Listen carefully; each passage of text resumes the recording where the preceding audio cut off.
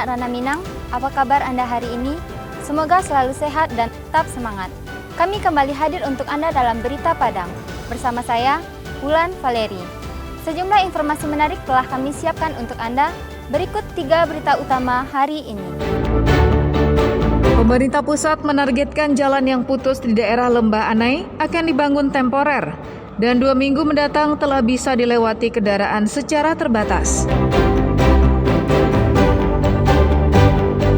Warga Padang kesulitan air bersih karena air di PDAM tak mengalir.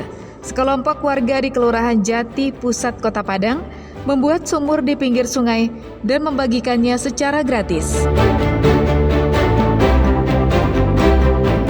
Sedang menjalani pembebasan bersyarat, seorang residivis kasus narkoba kembali ditangkap polisi.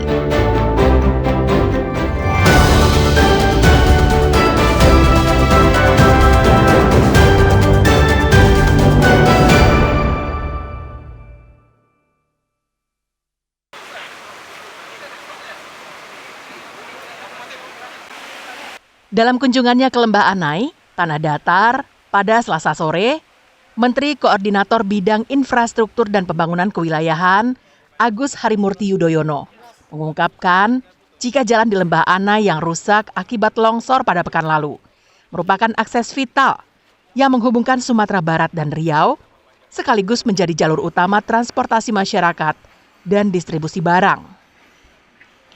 Putusnya jalur ini bukan sekadar menghambat mobilitas, namun juga melumpuhkan arus logistik dan ekonomi masyarakat Sumatera Barat.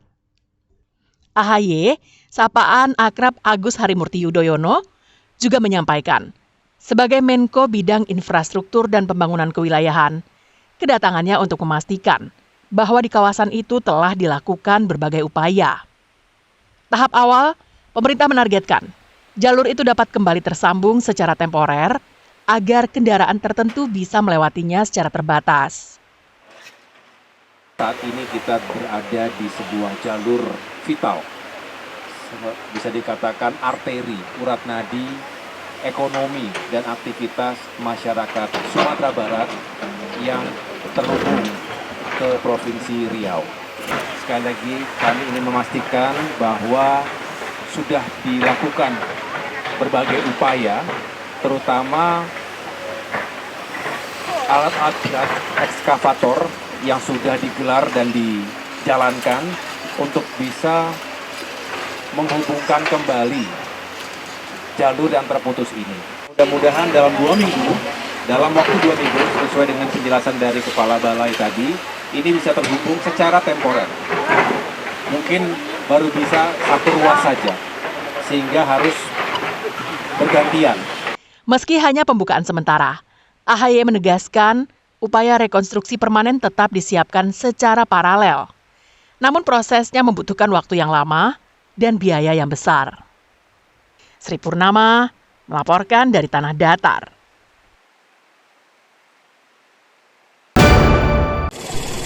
Oke pemirsa, saat ini saya persiapan untuk menuju salah satu lokasi yang terdampak banjir bersama heli. Berbagai macam bantuan kemanusiaan dari instansi pemerintah, swasta, BUMN, organisasi kemasyarakatan, perantau Minang, komunitas, paguyuban, dan lain sebagainya, tiba di Lanut Sultan Syahrir Padang. Bantuan-bantuan itu dinaikkan ke helikopter yang menunggu di bandara. Selanjutnya, helikopter dari TNI AU, TNI AL, Basarnas, dan BNPB silih berganti terbang untuk mengantarkan bantuan kepada para korban banjir bandang dan tanah longsor yang masih terisolasi. Seperti di Palembayan Agam, Talamau Pasaman Barat, Kabupaten Solok, hingga pesisir selatan. Sebanyak 17 ton bantuan telah berhasil didistribusikan lewat udara oleh TNI Angkatan Udara. Bantuan itu berupa sembako, selimut, genset, perlengkapan bayi, hingga pakaian layak pakai, langsung diserahkan kepada warga yang terdampak bencana alam.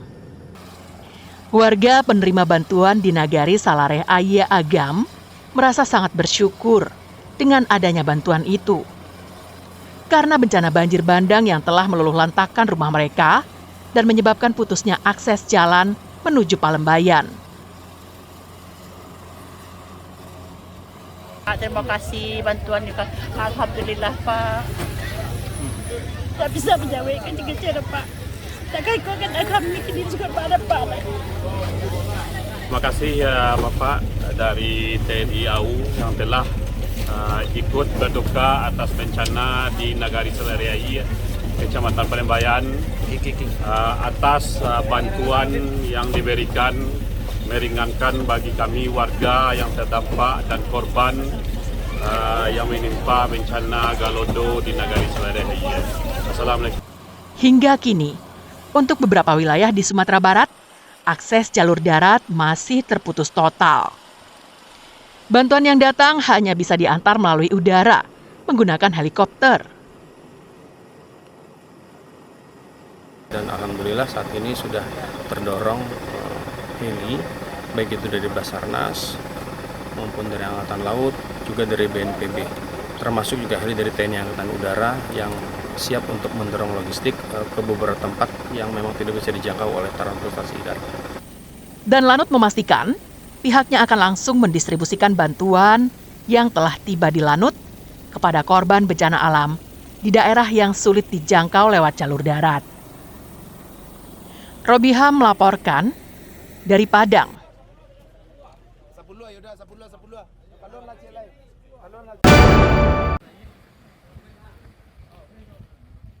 Setelah banjir besar dan tanah longsor yang melanda warga Korong Sipinang, Nagari Anduriang, Kecamatan 2x11 Kayu Tanam, pada Kamis pekan lalu. Puluhan warga hingga kini masih terisolasi. Hal ini disebabkan karena jembatan gantung yang selama ini menjadi urat nadi kehidupan mereka hanyut terbawa arus sungai Batang Sipinang. 12 rumah dengan 63 orang warganya masih bertahan di seberang sungai. Mereka tidak bisa keluar karena tidak adanya akses jalan. Selain itu, mereka juga tak berani menyeberangi sungai karena airnya keruh dan berarus deras. Namun derita mereka mulai berkurang setelah sebuah organisasi masyarakat mendistribusikan bantuan sembako. Namun, langkahnya tak semudah yang dibayangkan karena tak ada akses menuju daerah itu. Maka langkah taktis pun dilakukan. Mereka membentangkan tali ke seberang sungai dan bantuan itu dikaitkan dengan katrol dan ditarik oleh warga yang akan menerima. Tidak bisa keluar itu. Terus? Dan dari terus banjir di Pandangan. Sempat untuk jembatan ini terputus itu Pak. Kebutuhan itu Pak, semalam sehari itu. Ya tahan aja Pak. Jiwa 63 jiwa yang terisolasi, untuk sementara tinggal di seberang, untuk penerangan pun belum ada. Mendapatkan bantuan begitu sulit mereka, padahal hari itu air begitu besar jadi mereka tidak bisa menyeberang. Maka dari itu kami di Aspila berinisiatif memberikan tali agar bantuan di Aspila itu bisa sampai. Pada banjir besar pekan lalu, di Korong Sipinang ini juga terjadi longsor yang menimbun badan jalan. Sebanyak 7 unit rumah warga, 3 diantaranya lenyap oleh material tanah longsor. Sedangkan pemilik rumah selamat dan saat ini mengungsi ke musala. Eki Rafki melaporkan dari Padang Pariaman.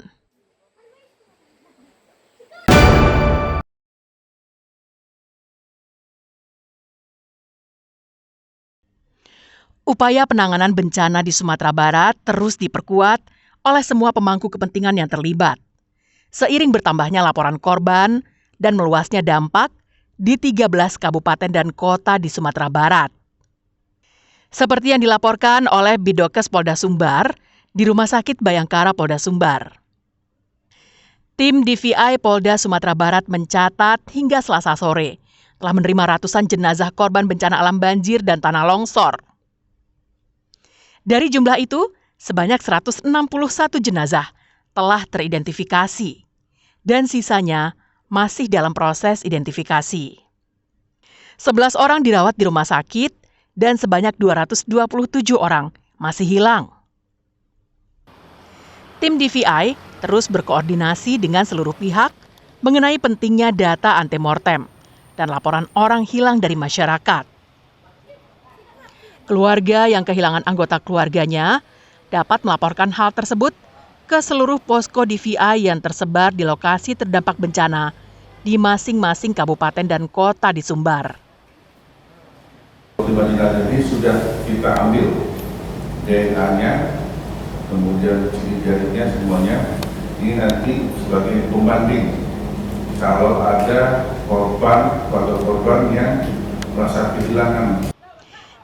Pihak Bidokes dan Rumah Sakit Bayangkara masih akan terus memperbaharui data korban bencana banjir dan tanah longsor setiap hari. Dikutip dari data penanganan banjir dan tanah longsor yang dihimpun oleh BNPB, hingga Rabu sore, hampir 200 orang tewas akibat banjir bandang dan tanah longsor di Sumatera Barat. Dari jumlah itu, lebih dari setengahnya adalah warga Agam. Selain korban tewas, BNPB juga mencatat lebih dari 100 warga Sumbar yang terdampak bencana masih dicari tim SAR. 71 diantaranya adalah warga Agam.